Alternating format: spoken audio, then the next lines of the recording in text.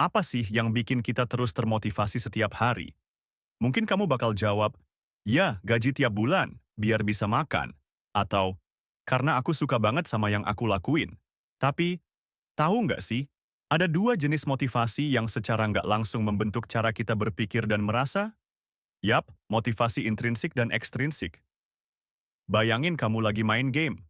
Kalau kamu main karena seru dan suka tantangannya, itu namanya motivasi intrinsik. Tapi kalau kamu main karena ada hadiah di akhir level, itu motivasi ekstrinsik. Sekilas kelihatan simpel kan? Tapi dampaknya ke kesejahteraan psikologis kita ternyata luar biasa besar. Gimana caranya? Yuk, kita bongkar pelan-pelan. Intrinsik versus ekstrinsik. Apa bedanya? Jadi, motivasi intrinsik itu dorongan yang datang dari dalam diri. Misalnya, kamu suka baca buku karena memang cinta ilmu pengetahuan.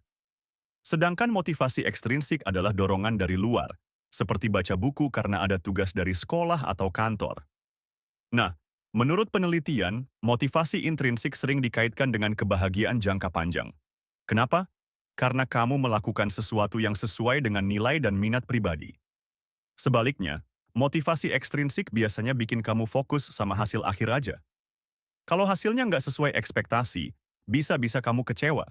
Tapi, bukan berarti motivasi ekstrinsik itu jelek loh. Kadang, motivasi ekstrinsik justru bisa jadi pemicu awal yang membawa kita ke motivasi intrinsik. Misalnya, kamu awalnya belajar gitar karena pengen tampil keren di depan teman-teman, tapi lama-lama kamu jatuh cinta sama musiknya. Efeknya ke kesejahteraan psikologis. Sekarang, mari kita ngomongin soal kesejahteraan psikologis. Apa itu? Sederhananya, ini adalah perasaan puas dan bahagia dengan hidup kamu. Motivasi intrinsik punya pengaruh besar di sini. Ketika kamu merasa punya kendali atas apa yang kamu lakukan, kamu cenderung merasa lebih bahagia. Sebaliknya, kalau hidup kamu cuma berputar di sekitar motivasi ekstrinsik, kamu bisa merasa tertekan.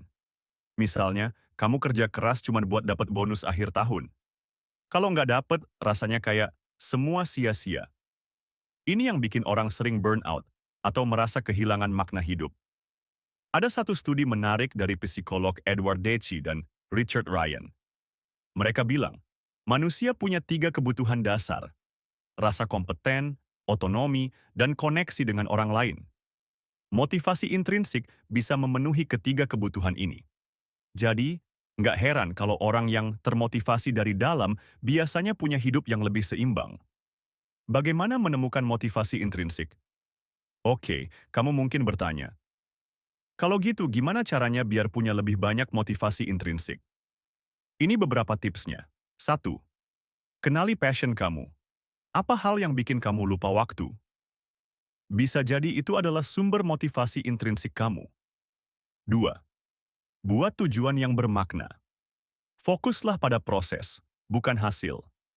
Misalnya, belajar masak bukan cuma buat bikin makanan enak, tapi juga buat menikmati proses eksplorasi rasa. 3. Cari tantangan yang pas. Tantangan yang terlalu mudah bikin bosan, tapi yang terlalu sulit bisa bikin stres. Temukan titik tengahnya. Kapan ekstrinsik dibutuhkan? Motivasi ekstrinsik nggak selamanya buruk.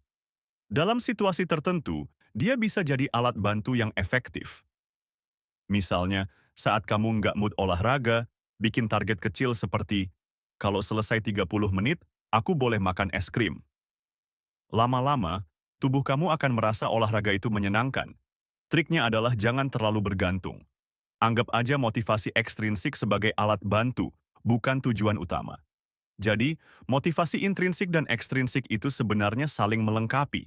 Yang penting, kita tahu kapan dan bagaimana menggunakannya. Kalau kamu bisa menemukan keseimbangan, bukan cuma kesejahteraan psikologis yang meningkat, tapi hidup kamu juga bakal terasa lebih bermakna. Nah, kalau kamu suka pembahasan seperti ini, jangan lupa like video ini, subscribe, dan nyalain loncengnya.